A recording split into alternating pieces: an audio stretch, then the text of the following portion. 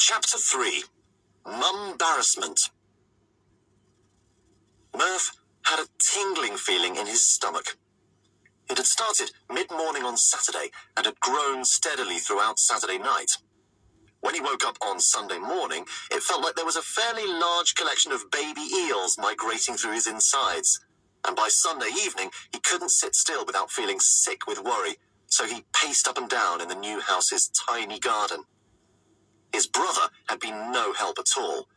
When they'd relayed the weird secret school conversation to him, he'd found it hilarious. Oh, do you have to get on a magical steam train at a hidden platform? He'd hooted as he ran up the stairs after Murph, who was trying to escape to his room. Will you have to go to a special shop and choose a wand?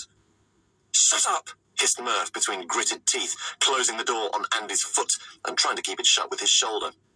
A muffled cry of, "Hope you're not hiding an owl in there," could be heard as Murph finally managed to lock his door and collapsed onto his bed. Andy had enjoyed the joke right through the weekend, but now it was Monday morning, and Murph's mum had woken him up so early that he felt as if he should be shaking a few larks awake on his way down to breakfast. Andy was old enough to get the bus to college on his own, so he was still lolling in bed listening to the radio. Murph's sleepy stomach was in no mood for toast, and his sleepy hair was in no mood to be brushed, but nevertheless, by the time most of us are just about thinking of doing a really good morning wee, Murph was already being hustled towards the car. You see, Murph was one of those kids who have to get dropped off ridiculously early. His mum's shift at the hospital started at 9 o'clock, a long drive away across town. It had always been the same. For years now, his weekdays had started with hanging around school alone, like a knowledge-hungry spectre. Actually, Murph had come to quite enjoy seeing the inner workings of it all before the kids came and broke the silence. He liked watching the milk get delivered. He enjoyed chatting to the cleaners.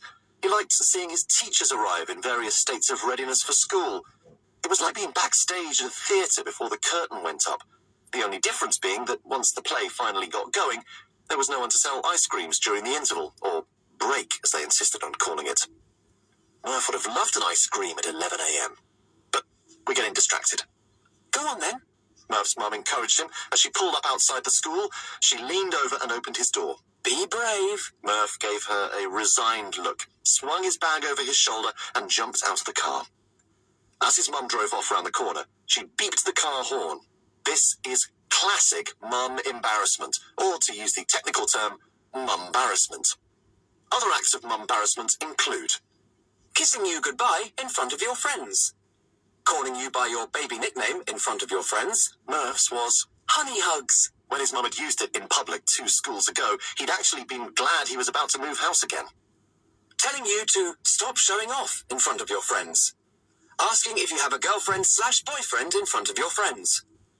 Asking if you have a girlfriend/boyfriend in front of the girl/boy you want to be your girlfriend/boyfriend. Singing loudly in public. Cleaning your face by licking a finger. Asking if you have a handkerchief, as if you were a Victorian waif. After what seemed to be the world's longest beep, Murph threw his mum a half-smile, half-please stop beeping face, waved meekly, and hefted his bag onto his shoulder to begin what was to become the single most bizarre day of his life so far. The school gates were open, but there didn't seem to be anybody around. Murph wandered across the yard and through the open front doors, calling out, "Hello?"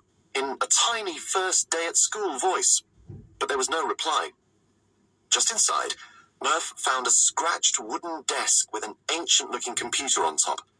He decided to settle down on the uncomfortable plastic chair behind the desk to wait for whatever happened next. At Murph's last school, there had always been plenty of activity as the first bell loomed closer. Parents chatting, kids rushing around, cars double parking or getting chased off the zigzags by the unusually fierce lollipop man. But here, everything seemed to be much quieter.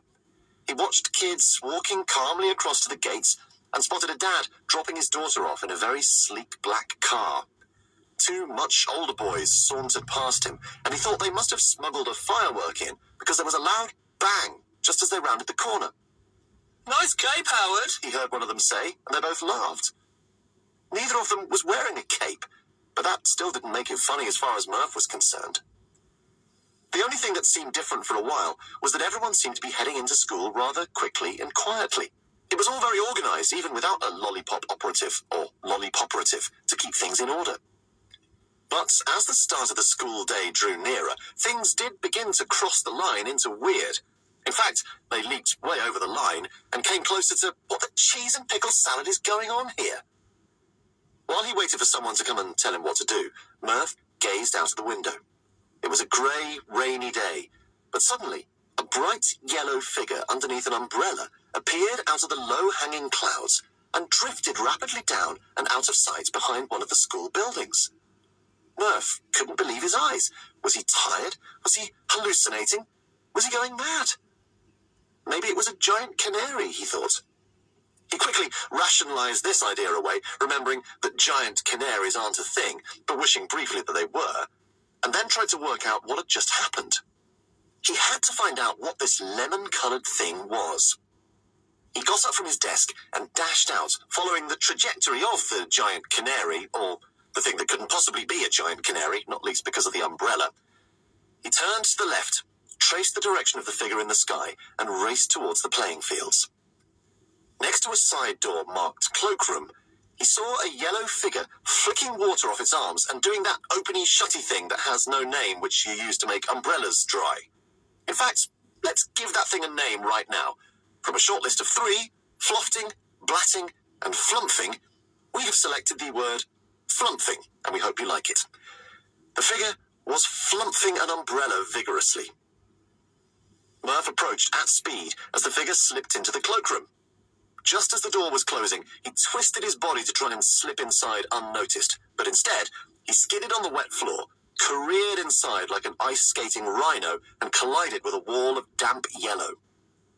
As he scrambled to his feet, he was relieved, mostly, to find that the figure he'd seen flumphing the yellow umbrella wasn't a giant canary, but a very normal-looking, bespectacled girl. Sorry, hello, did you fly? Sorry, canary, boots, massive bird, it's raining. Murph was panicking. He wasn't great with girls at the best of times, especially when they had, quite literally, just floated into his life. Hello, clumsy, replied the girl, calmly taking off her glasses and doing that grown-up polishing thing on the end of her obviously yellow woolen scarf. I'm Mary. Who are you? Murph was so shocked that an apparently occasionally airborne girl was making conversation with him that he momentarily forgot his own name. Murph. Well, Murph, lovely to meet you. Are you a first year too? This was the moment for a really world-class comeback. Yes, Murph replied sheepishly. Okay, well, help me off with this coat and I'll show you to our classroom, commanded Mary. Again, this seemed to Murph like a great cue for a devastatingly funny line. A real zinger. Okay, he said, helping Umbrella Canary Girl gather up her belongings while approximately 27 immediate questions buzzed unhelpfully round his head. Murph picked out one of those questions as they zipped through the corridors. He thought he'd go for the big one first. Mary, did you just come to school, you know, through the actual air? Yep, replied Mary, like it was the most normal thing in the world. But let's keep that between us two, shall we? I don't think I'm really supposed to, but it's quicker than walking, and I was late. Okay, cool, just checking, replied Murph breezily, trying desperately not to freak out. Also, Murph had another question. Are you called Mary because of Mary Poppins? Who? Replied Mary, looking confused. Oh, nothing. Just thought, you know, because of the umbrella sky thing, burbled Murph. What are you burbling on about? Said Mary, raising her eyebrows at him so they rose over the rims of her glasses like 2 hairy blonde suns. Right, here we are. Follow me. This is Mr. Flash's classroom. Mr. Flash? Murph just had time to say before she bundled him through the door.